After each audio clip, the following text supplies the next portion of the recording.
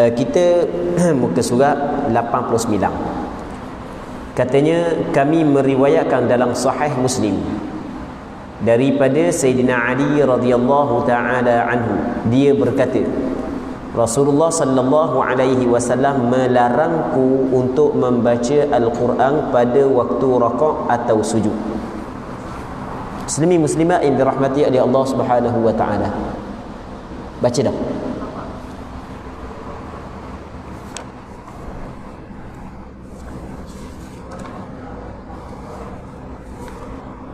Muka surat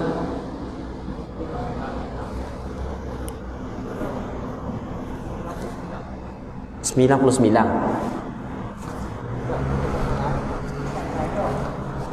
Oh, cetakan lain-lain. Betul dah sahabat ni? Betul dah. Ingat berlaku khilaf di kalangan ulama. Betul dah. Dia cetakan lain-lain. Cetakan lain, betul dah. Okey. Kita tengok ni pada satu muka surat, tak apa tak ya sebut muka surat dah. Kita tegur kepada hak yang kita sambung, hak yang kita berhenti sebelum daripada ni. Dia cetakan lain-lain, muka surat berbeza kan. Kami meriwayatkan dalam Sahih Muslim daripada Sayyidina Ali.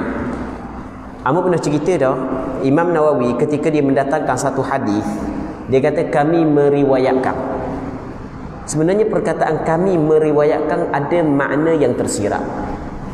Maksud dia kami meriwayatkan, maksudnya hadis yang akan didatangkan oleh Imam Nawawi, sebenarnya hadis tersebut Imam Nawawi dengar daripada guru dia dengar daripada guru dia dengar daripada guru dia. Begitulah berterusan sampai kepada Imam Muslim. Imam Muslim pula dengar daripada guru dia dengar daripada guru dia, bersambung sehingga kepada Nabi sallallahu alaihi wasallam. Maksudnya Imam Nawawi bukan hanya kutip tanpa ada sanad terlebih dahulu. Bukan Imam Nawawi hanya kutip dalam kitab tu, kutip dalam kitab ni tanpa ada sanad terlebih dahulu. Bahkan Imam Nawawi mempunyai sanad. Ia memberi maksud bahawasanya hadis yang akan disampaikan oleh Imam Nawawi sebenarnya Imam Nawawi ambil daripada guru dia. Baik. Kami meriwayatkan juga di dalam Sahih Muslim daripada Ibni Abbas radhiyallahu anhuma. Kalau Ibnu Abbas anak lelaki kepada Abbas, kita kata radhiyallahu anhuma. Anhuma ni kedua. Semoga Allah Taala redha terhadap keduanya, Abdullah dan ayah dia, sebab kedua adalah sahabat. Daripada Rasulullah sallallahu alaihi wasallam, baginda bersabda, ala wa inni nuhitu an aqra'al qur'ana raki'an aw sajida. Artinya ketahuilah bahawa sesungguhnya aku dilarang. Kata Rasul, aku dilarang. Jadi kalau Rasulullah sallallahu alaihi wasallam dilarang, maka larangan kepada Rasulullah datang daripada Allah. Kalau tidak Rasulullah sallallahu alaihi wasallam khabar ia khusus untuk Rasulullah, maka larangan tersebut bukan setakat kepada Rasulullah, bahkan juga kepada umat. Sesungguhnya aku dilarang, bukan setakat Rasulullah, bahkan kita juga dilarang membaca Al-Quran pada waktu rakaat ataupun sujud. Sengaja membaca Al-Quran pada ketika rakaat, pada ketika sujud, ia adalah suatu yang dilarang oleh Allah Ta'ala kepada baginda Nabi sallallahu alaihi wasallam. Rasul, aku dilarang. Siapa yang melarang tidak disebut di sini. Sebab dia tidak disebut maklum. Yang melarang Rasulullah adalah Allah Subhanahu wa Ta'ala. Jadi Allah Ta'ala melarang kepada Rasulullah membaca Al-Quran pada ketika rakaat dan ketika sujud. Tempat membaca Al-Quran di dalam sembahyang adalah ketika qiyam.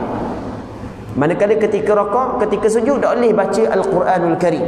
Baca Al-Quranul Karim tidak dibolehkan ketika rakaat dan ketika sujud. Namun kalau sekiranya ayat di dalam Al-Quranul Karim, ayat tersebut adalah doa.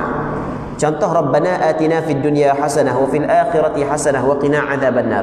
Tiba-tiba kita baca dalam keadaan dalam ketika kita sujud. Kita baca ayat doa ketika kita sujud. Adakah dibolehkan ataupun tidak? Ni perlu kepada perbincangan. Sekarang ni Rasulullah sallallahu alaihi wasallam khabar di dalam satu hadis, aku dilarang membaca Al-Quran ketika rakaat dan ketika sujud. Dalam masa yang sama, dalam hadis yang lain kata Rasulullah sedekat-dekat hamba kepada Allah ketika dia sujud. Maka perbanyakkan doa di dalam sujud. Baik. Tiba-tiba kita nak berdoa dalam sujud, tetapi doa yang kita akan baca dalam sujud adalah doa yang terkandung dalam Al-Quran. Adakah dibolehkan ataupun tidak? Okey, faham tak? Hukum dia adalah kita kena tengok. Tengok lagu mana. Masa kita baca Rabbana atina fid dunya hasanah wa fil akhirati hasanatan wa qina adzabannar, kita qasak baca Al-Quran, kita qasak baca Al-Quran ke ataupun kita qasak doa? Kalau kita qasak baca Al-Quran, maka perkara itu adalah dilarang. Tapi kalau kita qasak doa, maka perkara itu tidak dilarang. Sebab kita bukan membaca Al-Quran, cuma kita berdoa dengan doa yang mana doa tersebut ada dalam Al-Quranul Karim. Muslimin muslimat yang dirahmati oleh Allah Subhanahu wa taala. Seterusnya katanya zikir ketika bangun daripada rakaat dan berdiri i'tidal. Kita orang yang duduk sembahyang siang malam, duduk sembahyang 5 waktu sehari semalam kita duduk sembahyang ni, kita tahu belaka dah bacaan-bacaan yang kita baca pada perbuatan-perbuatan sembahyang kita. Ada hak yang fardu, ada hak yang sunat. Cuma kita belajar ni, yang pertama kita dapat tahu apakah sandaran dia. Yang pertama, yang keduanya, rupa-rupanya bacaan pada rakaat, bacaan pada i'tidal, bacaan pada sujud bukan satu bacaan, bukan dua bacaan, bahkan ada berbagai bacaan yang pernah dibaca oleh Nabi sallallahu alaihi wasallam. Maka bagi orang yang nak mengikut petunjuk Rasulullah sallallahu alaihi wasallam, maka dia kena belbagaikan bacaan tersebut sebagaimana Rasulullah sallallahu alaihi wasallam baca dengan bermacam-macam bacaan. Barulah dia akan ikut petunjuk Nabi sallallahu alaihi wasallam. Tetapi kalau orang yang baca sebahagian daripada apa yang Rasul baca, maka sudah mencukupi. Tapi sebaik-baiknya apa yang pernah dibaca oleh Rasulullah, kita baca belaka. Hak tu hak yang paling baik. Dan Imam Nawawi, kita pernah ulang beberapa kali pada muqaddimah kita Al-Azkar An-Nawawiyah menyebut, kalau sekiranya datang kepadamu kelebihan sesuatu amalan, maka mu kena amal walaupun sekali, agar mu termasuk di dalam ahli kepada amalan tersebut. Setiap amalan, setiap zikir hak yang warid daripada Rasul, dia ada ahli dia. Maka kalau kita amal sekali, insya-Allah kita akan termasuk dalam ahli kepada zikir itu. Baik. Ketika bangun dari rakaat dan berdiri untuk i'tidal, disunatkan ketika bangun dari rakaat untuk mengucapkan sami'allahu liman hamidah. Erti sami'allahu liman hamidah, Allah Ta'ala mendengar orang yang memujinya. Allah Ta'ala mendengar orang yang memujinya. Dan orang yang tidak memuji Allah Subhanahu Wa Ta'ala, orang yang maki Allah Ta'ala, Allah Ta'ala tak dengar ke? Bukan maksud lagu tu, bukan. Dia sebenarnya apa yang dilakukan oleh hamba Allah Ta'ala, sama ada baik ataupun buruk, semuanya Allah Subhanahu Wa Ta'ala tahu. Kerana tidak ada suatu pun yang akan terlepas daripada pengetahuan Allah Subhanahu Wa Ta'ala. Baik, tidak ada suatu pun yang akan terlepas daripada pengetahuan Allah Subhanahu Wa Ta'ala. Allah Ta'ala tahu belaka. Ya'lamu sirra wa akhfa. Allah Ta'ala mengetahui perkara yang sembunyi dan perkara yang lebih sembunyi. Ya'lamu kha'inatal a'yun wa ma tukhfi sudur. Allah Ta'ala mengetahui mana-mana mata hak yang khianat dan apa hak yang disembunyi oleh hati. Tuhan tahu benda hak yang disembunyi oleh hati sebagaimana Tuhan tahu benda hak yang zahir. Semuanya dalam pengetahuan Allah. Tetapi maksud Allah Ta'ala mendengar orang yang memuji dia, maksudnya dengar di sini adalah dengar terima. Dengar terima, maksudnya Allah Ta'ala menerima orang yang memuji Allah Subhanahu Wa Ta'ala.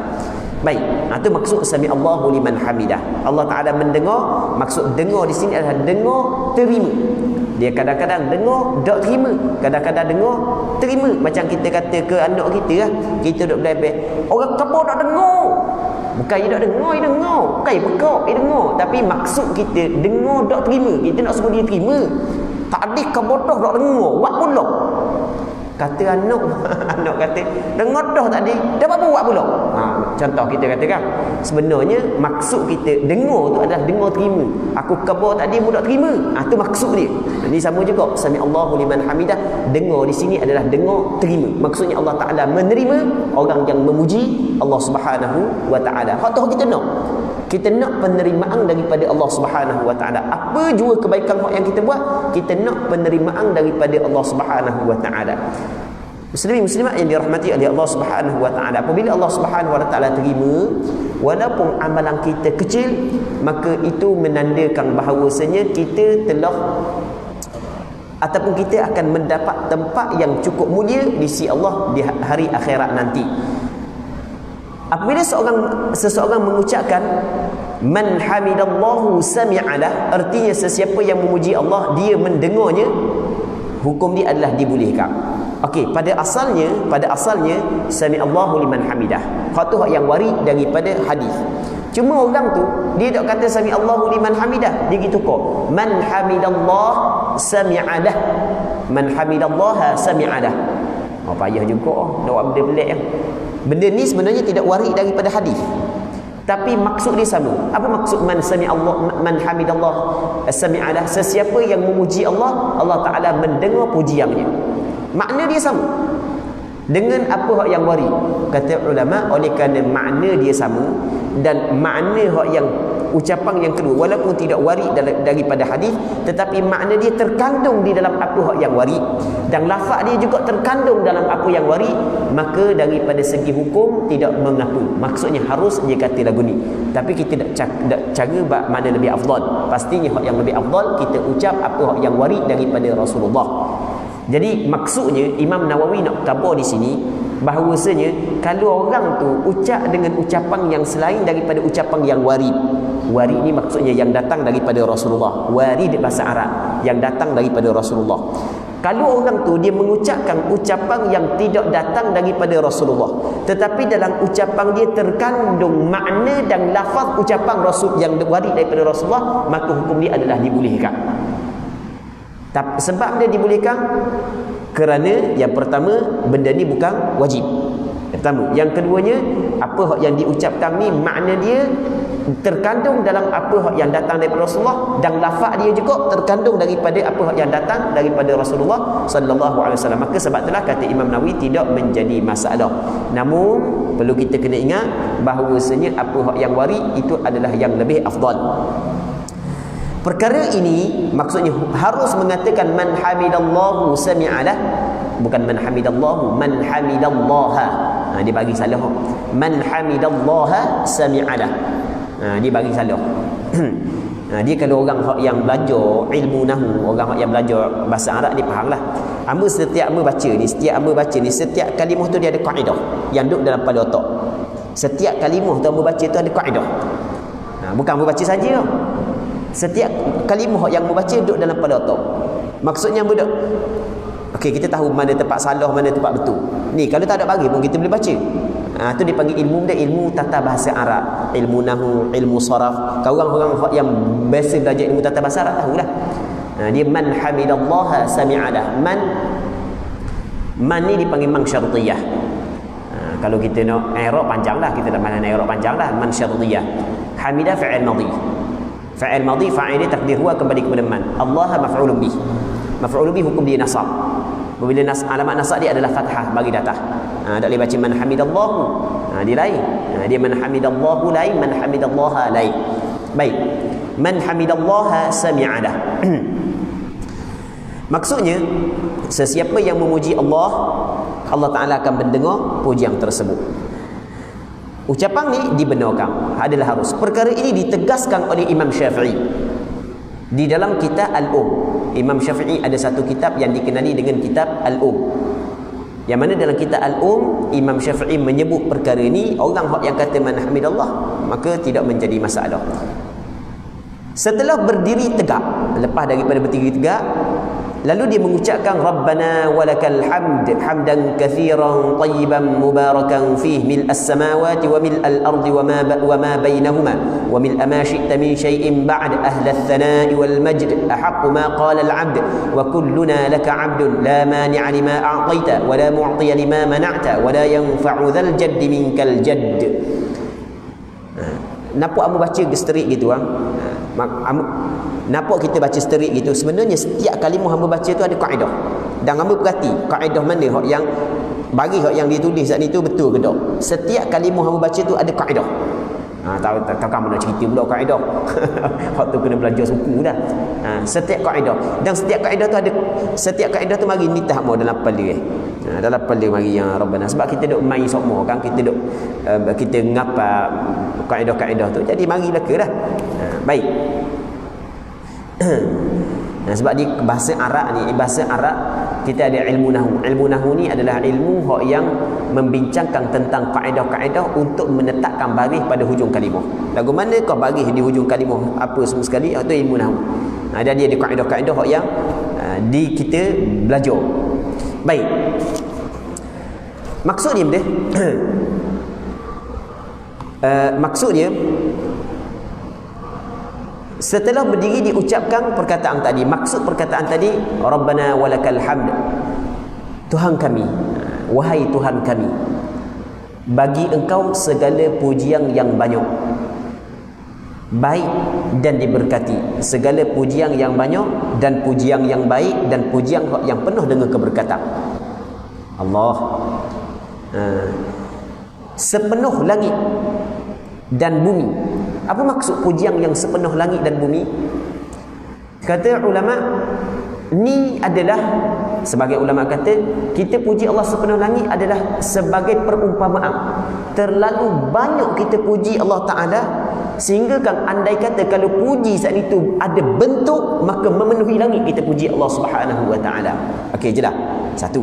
Pandangan yang kedua kata gini, maksud puji Allah Ta'ala sepenuh langit adalah nisbah ganjaran.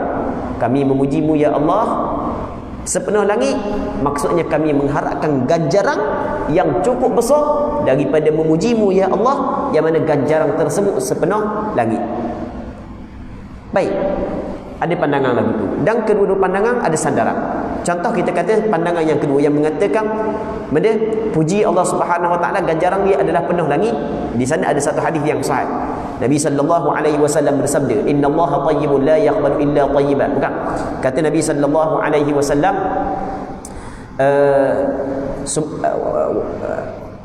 Allahu rabbi at-tuhuru syatrul iman walhamdulillah tamla'ul mizan wa subhanallahi walhamdulillah tamla'ani aw qala tamla'u ma bainas samawati wal ard. Kata Nabi sallallahu alaihi wasallam, at-tuhuru syatrul iman, bersuci itu sebahagian daripada iman. Walhamdulillah tamla'ul mizan, ucapan alhamdulillah ganjaran dia memenuhi neraca timbangan. Wa subhanallah walhamdulillah, dua ni tamla'ani, kedua-dua memenuhi ma bainas samawati wal ard, barang yang di antara langit dan bumi. Dia disebut oleh Nabi sallallahu alaihi wasallam, ganjaran dia memenuhi langit dan bumi. Ketika kita kata alhamdulillah hamdan katsiran tayyiban mubarakan fih mil as-samawat, memenuhi langit, maksud dia memenuhi langit ni semua ganjaran dia. Kita mengharapkan pujian kita memenuhi langit ni semua ganjaran dia. Ini sebenarnya pujian Allah Subhanahu wa Ta'ala terlalu banyak ganjaran. Pujian Allah Subhanahu wa Ta'ala kita nampak biasa je, alhamdulillah Allah Rabbi. Sebenarnya ucapan alhamdulillah adalah satu ucapan yang cukup besar di sisi Allah. Kerana ketika kita ucap alhamdulillah, kita telah menyabitkan segala kesempurnaan untuk Allah Subhanahu wa Ta'ala. Ketika kita ucap subhanallah, kita telah menafikan segala kekurangan daripada Allah Subhanahu wa Ta'ala. Sebenarnya kedua-dua perkara tersebut adalah dua perkara yang dituntut kepada setiap mukallaf. Setiap mukallaf dalam hal ketuhanan dia mesti kena beriktikad Allah Ta'ala bersifat dengan segala sifat kesempurnaan, tidak ada sedikit pun kekurangan daripada Allah Subhanahu wa Ta'ala. Dan dua perkara ini, tasbih dan tahmid, adalah zikir yang Allah Ta'ala pilih kepada semulia-mulia makhluk dia, iaitu para malaikat. Zikir yang Allah Ta'ala pilih kepada malaikat adalah tasbih dan tahmid. Baik, di negeri akhirat kita nak cerita bab memuji Allah Ta'ala tu cukup tinggi. Di akhirat nanti kita ambil sesi ketika berada di padang mahsyar, ada satu hadis yang menceritakan tentang syafaat, hadis yang panjang yang diriwayat oleh Imam Muslim dan beberapa orang ulama hadis yang lain. Hadis yang menceritakan tentang syafaat ketika manusia berada di padang mahsyar, pada mauqif, tempat berhenti di situ. Dan benda ni kita akan pergi belaka suatu hari nanti. Siapa masa kita pergi ya? Kat mana-mana pun kita akan pergi siapa masa. Baik. Jadi di padang mahsyar, oleh kerana ada sebahagian daripada hamba Allah merasa lama berada di situ, maka pakak dijumpa dengan para nabi agar para nabi meminta syafaat dengan Allah Subhanahu wa Ta'ala. Pada awalnya Allah Ta'ala campur ke dalam hati mereka untuk pergi jumpa dengan Nabi Adam AS, kerana mereka melihat bahawasanya Nabi Adam adalah ayah. Hak nombor satu, ayah. Jadi kita pergi tanya jumpa ayah kita dulu lah. Nabi Adam kata nafsi. Pergi jumpa dengan Nabi Nuh alaihi salam. Khabar pula Nabi Nuh, anta awwalu rusuli ila ahli al-ard. Wahai Nuh, mung adalah awal-awal rusul yang diutuskan kepada penduduk dunia. Lepas tu mintalah syafaat kepada Allah Taala agar cepat diselesaikan urusan di sini, perhitungan amalan. Nabi Nuh pun kata nafsi. Pergi kepada Nabi itu, pergi kepada Nabi ini, akhirnya pergi kepada Nabi Muhammad sallallahu alaihi wasallam. Apabila pergi kepada Rasul kata ana laha. Memang hak tu adalah hak aku. Allah Taala memang khususkan kepada Rasulullah sallallahu alaihi wasallam memberi syafaatul uzma pada padang mahsyar. Maka Rasul sujud kepada Allah Subhanahu wa taala. Apabila Rasul sujud, benda yang Rasul baca dalam sujud dia, ini disebut dalam hadis, Allah Ta'ala membuka kepada Rasulullah bermacam-macam kepujian. Allah Ta'ala telah membuka kepada Rasulullah sallallahu alaihi wasallam untuk memuji Allah Subhanahu wa taala dengan bermacam-macam kepujian. Setelah daripada itu, barulah Allah Subhanahu wa taala khabar kepada Nabi sallallahu alaihi wasallam, ya Muhammad irfa' ra'sak sal tu'ta. Wahai Muhammad, angkat kepalamu, minta, mu akan diberi akan hak yang perkara hak yang meminta. Begitu juga ucapan puji ini adalah ucapan yang sentiasa diucapkan oleh penghuni syurga. Antara benda yang kita baca dalam doa adalah wa akhiru da'wanhum alhamdulillahi rabbil alamin.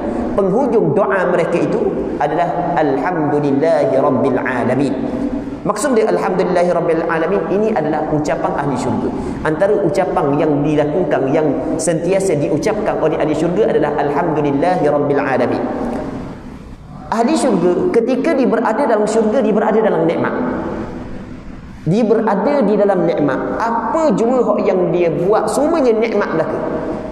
Dan antara nikmat yang Allah Ta'ala bagi kepada ahli syurga adalah mengucap alhamdulillah. Ucapan alhamdulillah sebenarnya termasuk dalam nikmat yang Allah Ta'ala bagi kepada ahli syurga. Tapi Allah Ta'ala juga bagi kepada ahli dunia, penghuni dunia. Cuma bagi orang yang ucap alhamdulillah, kadang-kadang dia merasakan nikmat di dalam ucapan tersebut. Tapi ada juga yang tidak merasakan nikmat. Tapi yang pastinya di dalam berzikir kepada Allah Subhanahu wa taala ada nikmatnya. Ala bi dzikrillah tatma'innul qulub. Ketahuilah dengan mengingati Allah tenang segala hati. Tetapi kenapakah kita tidak mencapai nikmat tersebut? Mungkin ada kekurangan-kekurangan yang ada pada diri kita. Ada penyakit-penyakit yang ada pada diri kita. Makanan yang sedap. Sedap lagu mana pun makanan, tapi apabila kita sakit, tak akan jadi rasa sedap. Sedap lagu mana pun makanan, taklah makanan dia pun demam sikit aja, pahit lemang habis. Sungguh demam sikit benda yang kita rasa sedap. Usaha bakar ke, kijang bakar ke, kita banyak bangang payah-payah dah. Benda tu payah-payah belaka. Kalau kami bakar belakang ada. Contoh kita katakan, benda yang sedap-sedap belaka, demam kuru, nasallallahu alaihi wa afiyah ketua gitu. Wi makan. Wi makan dia pun. Barang hak yang RM1,000 sepinggang pun apa. Tak kira lah makan dia pun. Habis rasa tahu hebat pahit lepang belaka, dak sikit rasa. Adakah salah pada makanan? Bukan salah pada makanan, tapi salah pada kesalahan ada pada diri kita. Kita sebenarnya sakit. Begitu juga dalam kita berzikir. Kenapa kita tidak rasa nikmat ketika kita berzikir? Sebenarnya bukan kesalahan pada zikir, tapi kesalahan pada diri kita. Sebagaimana orang yang sakit tidak akan merasai kelazatan di dalam dia, di dalam makanan yang lazat, begitu juga orang yang mempunyai penyakit hati, dia tidak akan dapat mengkecapi nikmat di dalam dia beribadat kepada Allah, termasuk dalam berzikir kepada Allah Subhanahu wa taala. Muslimin muslimat yang dirahmati oleh Allah Subhanahu wa taala. Katanya, Tuhan kami, wahai Tuhan kami, bagimu segala kepujian yang banyak, kepujian yang baik, kepujian yang penuh dengan keberkatan, sepenuh langit dan bumi, apa yang berada di antara keduanya, sepenuh barang yang di antara langit dan bumi, dan sepenuh apa pun yang engkau kehendaki selainnya. Bukan hanya sekadar itu saja, bukan sepenuh apa yang Allah Ta'ala kehendaki setelah daripada penuh bumi, penuh langit. Lepas tu, mana lagi dia? Wahai zat yang berhak mendapat puja dan puji, ahlas thana'i wal majd. Maksudnya wahai ya ahlas thana'i wal majd, wahai ahli. Ahli ini maksudnya orang yang layak, zat yang layak dengan kepujian, dengan kemuliaan, zat yang berhak mendapat puja dan puji. yang berhak, yang selayak mendapat pujian, yang sebenar-benarnya adalah zat yang paling sempurna. Zat yang paling sempurna adalah Allah Subhanahu wa taala. Inilah yang paling benar dari yang dikatakan hamba. Sebanyak-banyak apa yang dikatakan hamba, hak ni hak yang paling benar sekali, apa hak yang perlu dikatakan oleh hamba. Ahaqqu ma qala al-'abd. Sebenar-benar apa hak yang dikatakan oleh hamba kita. Wa kulluna laka 'abd, dan kesemua kami adalah, sedangkan kami semua adalah hamba bagimu. Benda hak yang paling benar sekali, hak yang perlu dikatakan oleh hamba. Ni Allahumma la mani'a lima a'tait. Tidak ada yang dapat mencegah apa yang engkau berikan, dan tidak ada pula yang memberi apa yang engkau cegah, dan tidak pula bermanfaat kekayaan seseorang di sisimu. Dalam perkataan Rasulullah ni dalam hadis ni ada perkataan ahaqqu ma qala al-'abd. Perkara hak yang paling layak dan paling sebenar hak yang dikatakan oleh hamba. Kita ni semua adalah hamba Allah Ta'ala. Hak yang paling sebenar hak yang dikatakan oleh hamba adalah Allahumma la mani'a lima a'tait. Ya Allah, ini hak yang paling layak, hak yang paling sebenar hamba ucapkan. Ya Allah, la mani'a lima a'tait. Tiada yang menghalang bagi apa hak yang mu beri. Kalau Allah Ta'ala nak beri, siapa pun nak halang, tidak ada orang boleh halang apabila Allah Ta'ala nak beri. Dan kita tengok sendiri depan mata kepada kita, ataupun mungkin berlaku kepada diri kita sendiri, benda hak yang nak sapa kita macam-macam orang halang, molek-molek ada sapa kita. Sama ada daripada urusan pekerjaan ke, daripada urusan perkahwinan ke, macam-macam. Boleh kita tengok sendiri depan mata kepada kita. Mungkin sebahagian daripada kita, dia dapat tengok apa yang berlaku kepada diri dia. Apabila Allah Ta'ala nak beri, siapa penghalang, tetap akan terjadi. Allahumma la mani'a lima a'tait wa la mu'tiya lima mana'. Dan tidak ada yang mampu memberi bagi barang hak yang Allah Ta'ala halang. Apabila Allah Ta'ala tak memberi, siapa pun nak beri tidak akan boleh. Lepas tu wala yanfa'u dzal jadd minkal jadd, dan tidak memberi manfaat di sisimu ya Allah orang yang mempunyai kekayaan dengan kekayaan. Kekayaan yang dimiliki oleh seseorang, adakah ia dapat memberi manfaat di sisi Allah Subhanahu Wa Taala? Tidak. Kerana kedudukan seseorang di sisi Allah bukanlah berpandukan kepada kekayaan yang dimiliki, bukan, tapi berpandukan kepada kebaikan yang dilakukan. Semakin banyak kebaikan yang dilakukan, semakin tinggi martabat dia di sisi Allah Subhanahu wa taala.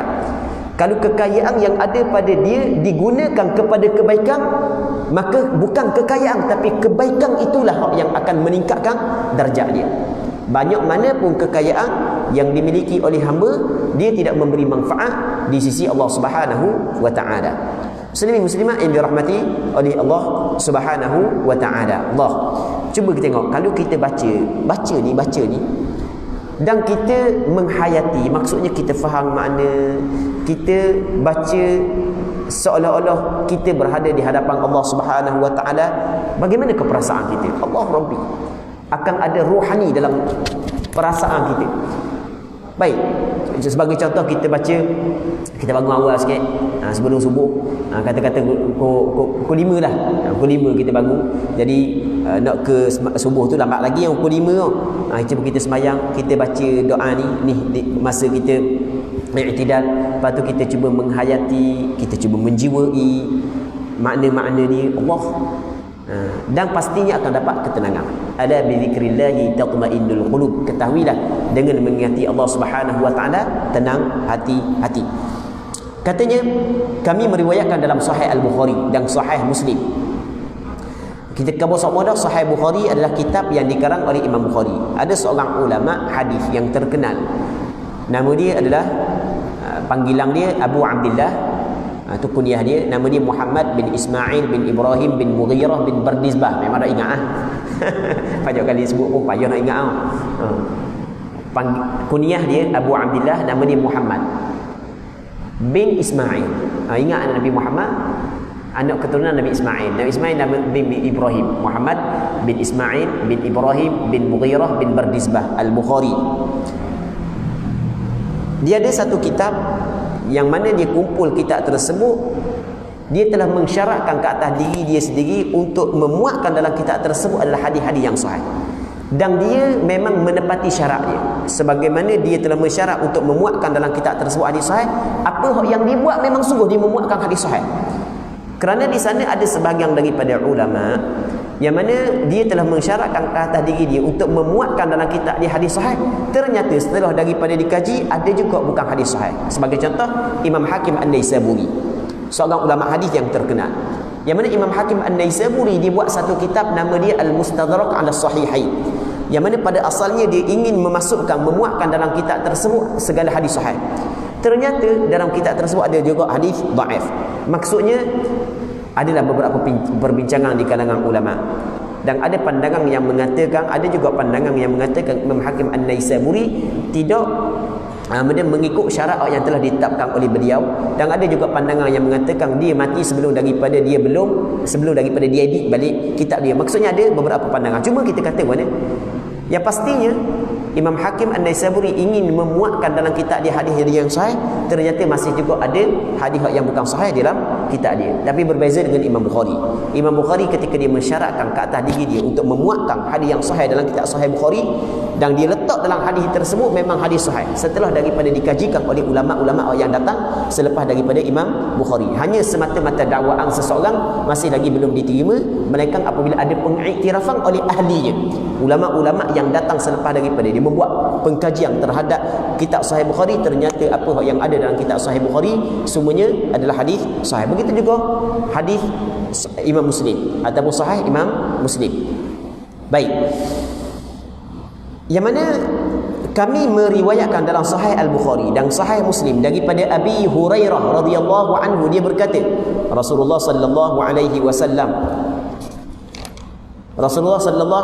mengucapkan sami Allahu liman hamidah.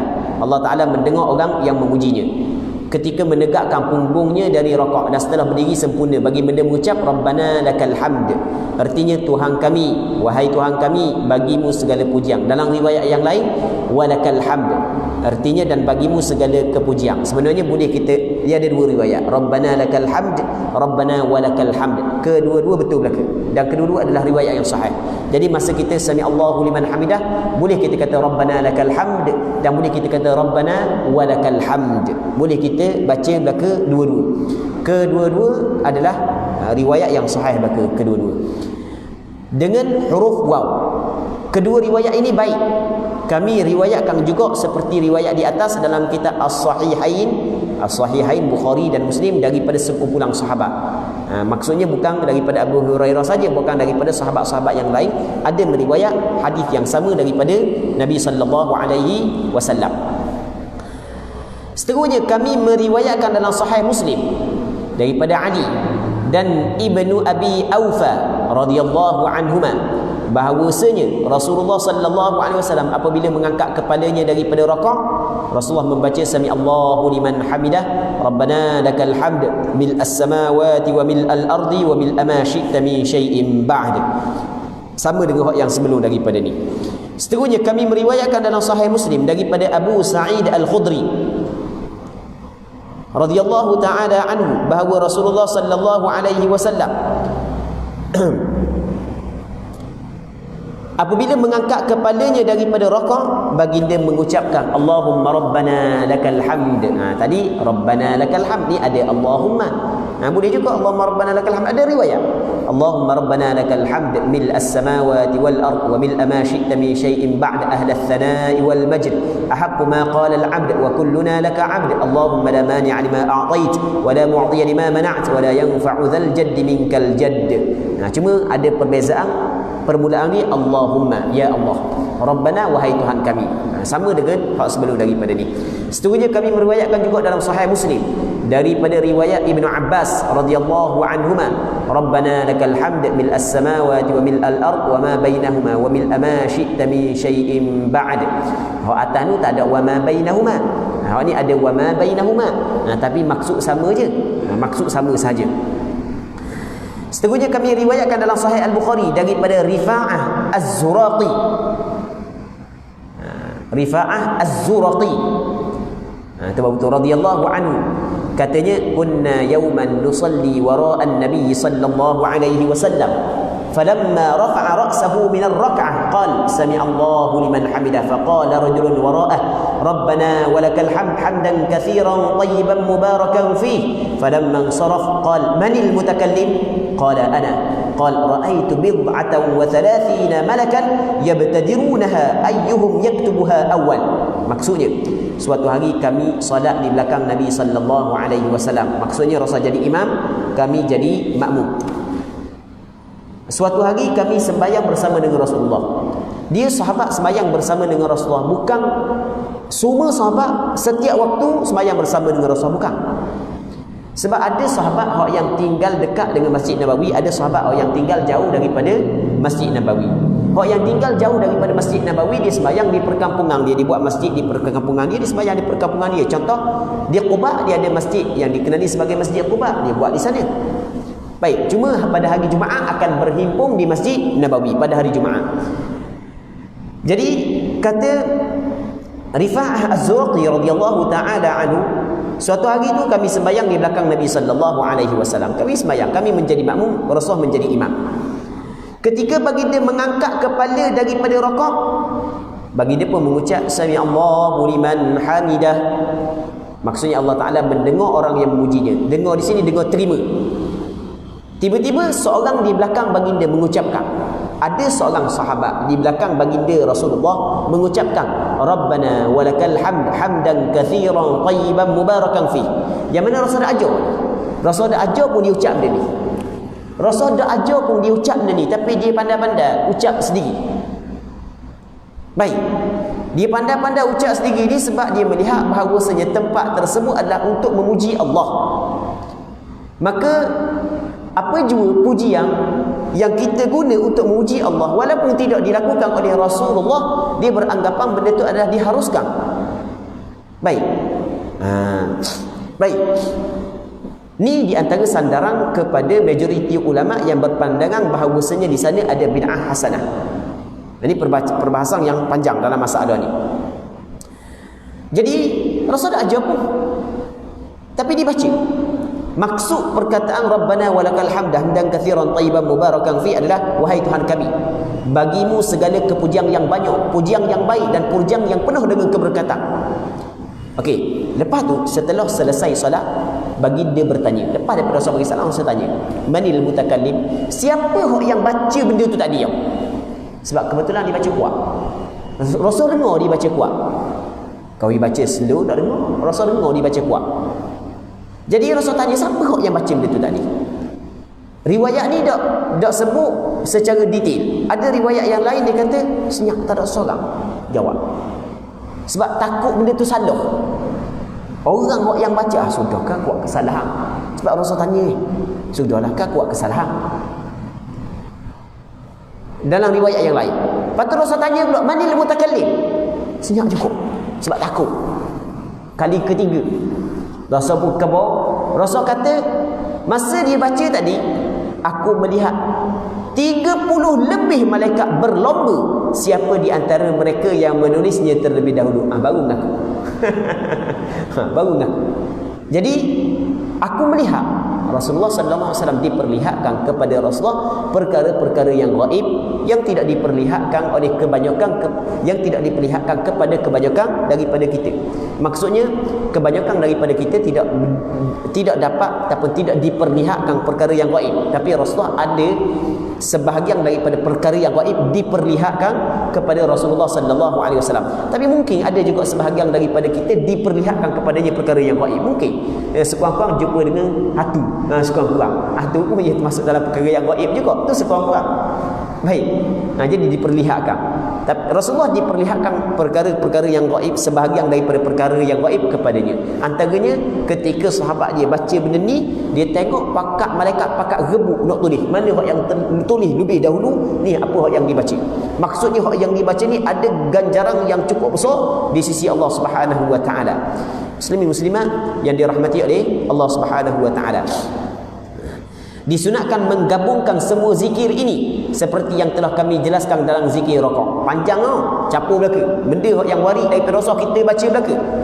Apabila ingin meringkaskan, kalau tak mahu baca belaka, maka cukup dengan membaca sami Allahu liman hamidah, Rabbana lakal hamd mil as-samawati wa mil al-ard wa ma bainahuma wa mil ma syi'ta min syai'in ba'd. Apabila ingin ringkas lagi, nak ringkas lagi, tak ada ke ringkas sikit lagi, ada lagi, maka membaca sami Allahu liman hamidah, Rabbana lakal hamd, hak yang biasa kita baca semua. Tapi kalau boleh tambah sikit lagi. Baik, tidak boleh kurang daripada itu. Maksudnya tidak boleh kurang daripada itu. Kalau kurang daripada sami Allahu liman hamidah, Rabbana lakal hamd, maka tidak ada puji Allah Taala ketika i'tidal. Dah benda kalau kurang lagi benda nak baca, sebab tu paling pendek sekali. Baik. Perlu diketahui bahawa zikir ini hukumnya sunat bagi imam, sunat bagi makmum dan orang yang solat sendirian. Dalam mazhab Imam Syafi'i, sami Allahu liman hamidah, Rabbana lakal hamd, sunat dibaca oleh imam, sunat dibaca oleh makmum, sunat dibaca oleh orang yang sembahyang seorang diri. Cuma dalam masalah ni ada perbincangan di kalangan ulama, adakah tu imam sunat baca belaka dan makmum sunat baca belaka. Kalau orang yang sembahyang seorang diri, hal tu sepakat ulama mengatakan sunat dikata sami Allahu liman hamidah, Rabbana lakal hamd. Masalah makmum berlaku khilaf.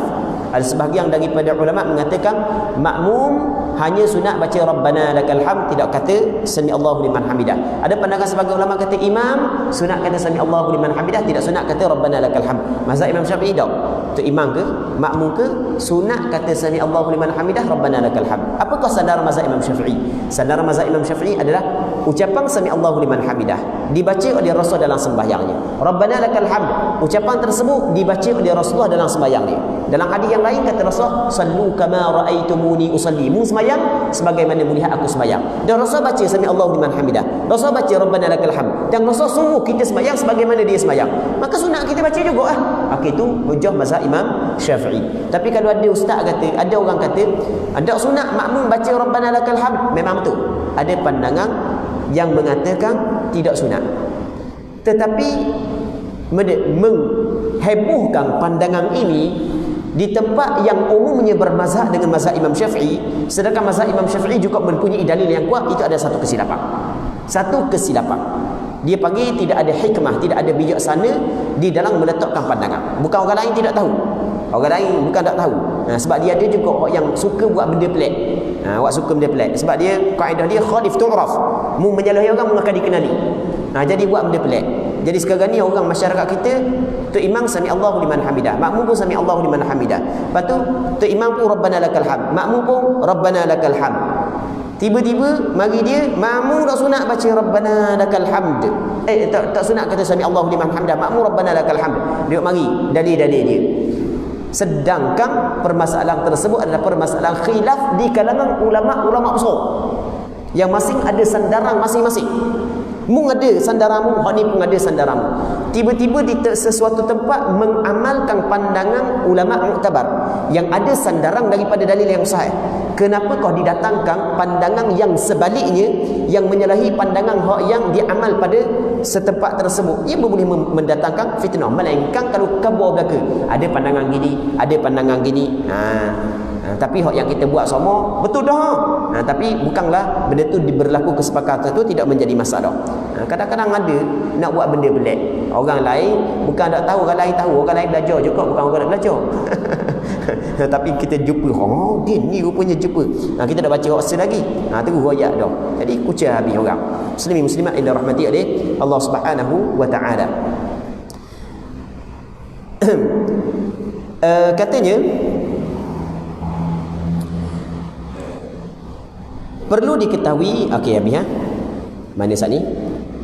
Perlu diketahui bahawa zikir-zikir ini hukumnya sunat bagi imam, bagi makmum dan orang yang solat sendirian. Namun imam tidak perlu membaca kesemuanya.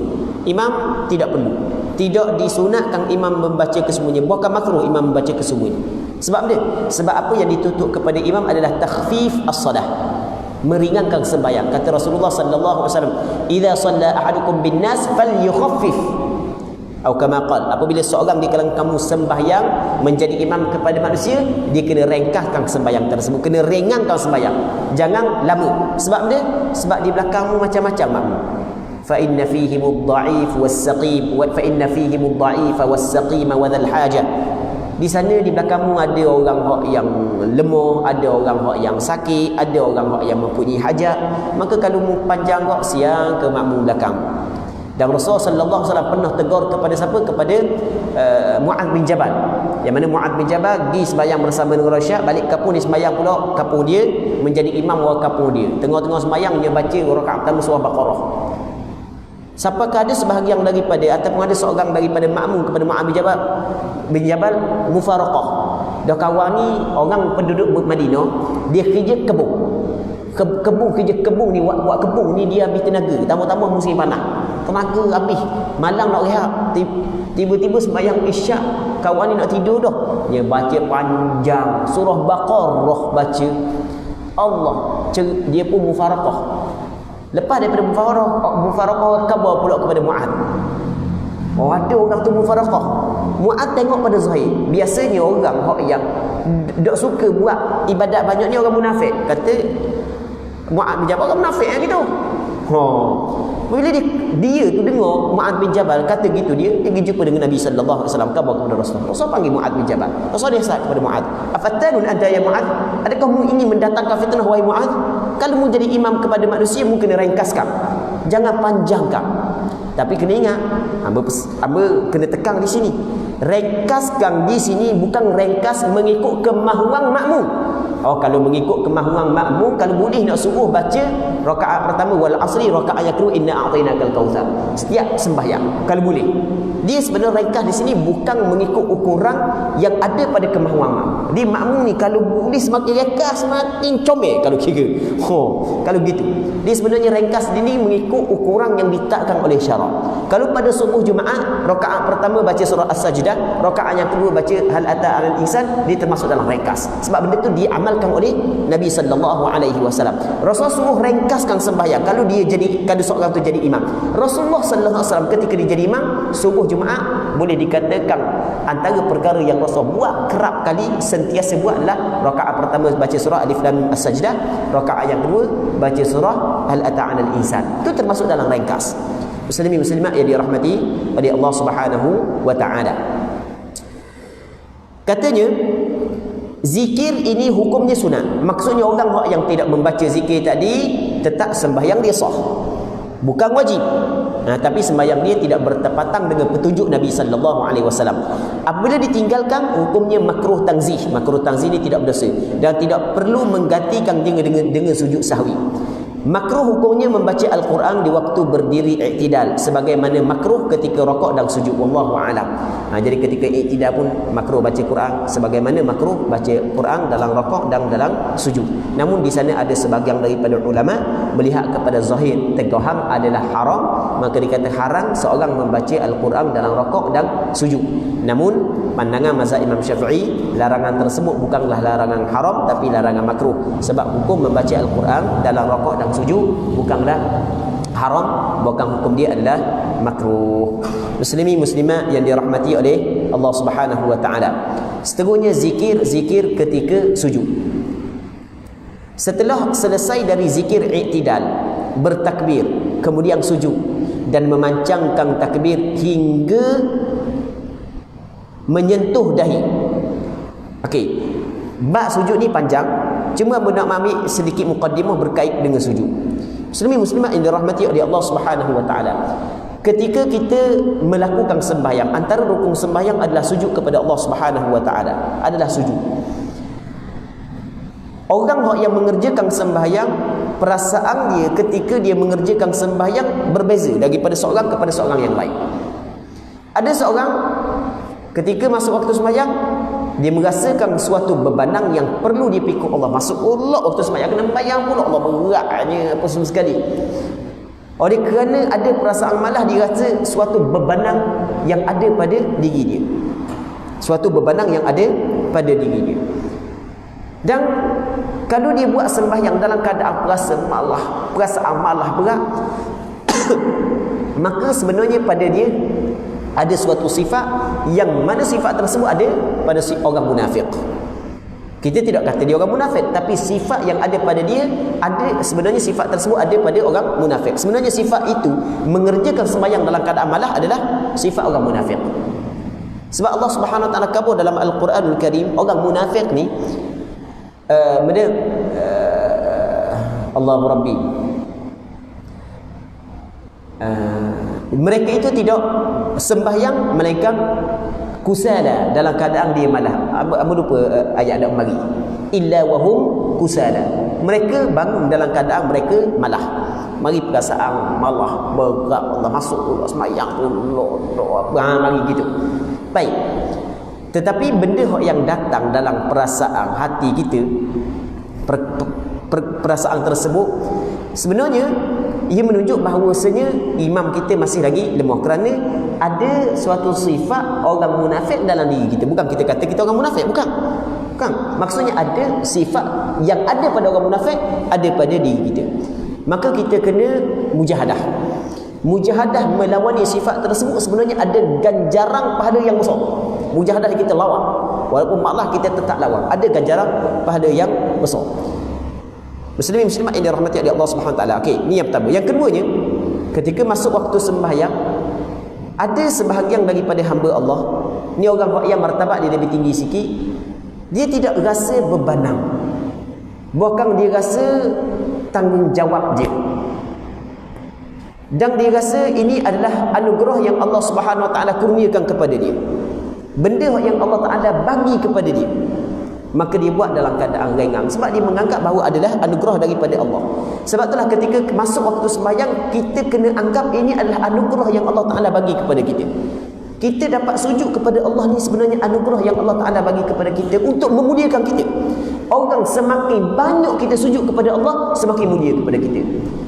Kita sujud kepada Allah, mana maksud kita sujud? Kita meletakkan anggota kita yang paling mulia di tempat yang paling hina, tempat yang jejak apa semua sekali, kita letak anggota kita di situ.